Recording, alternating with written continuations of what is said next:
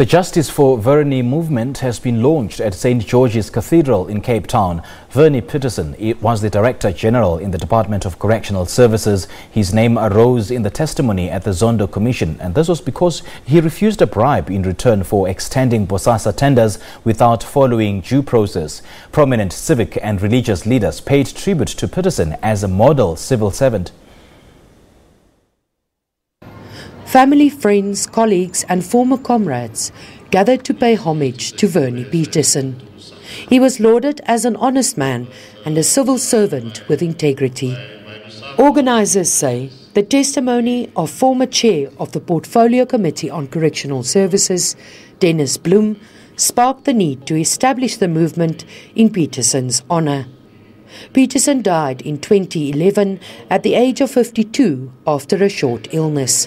Suspicion leads us more to strongly call for an inquiry. Vernie's been cremated, so I think we need to look at the broader circumstances, and also, as Dennis Bloem and from the unlikely quarter of Greasy, there will be others we pray and hope that would have much more certain factual evidence that they can bring forth. Trevor Manuel stresses the importance of being vigilant.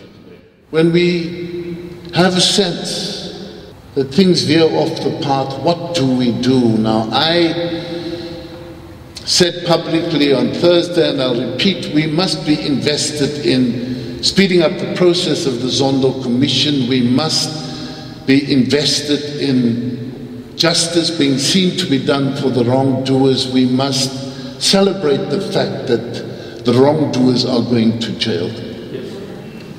We must not apologize for it, because we can never pretend that they represent us.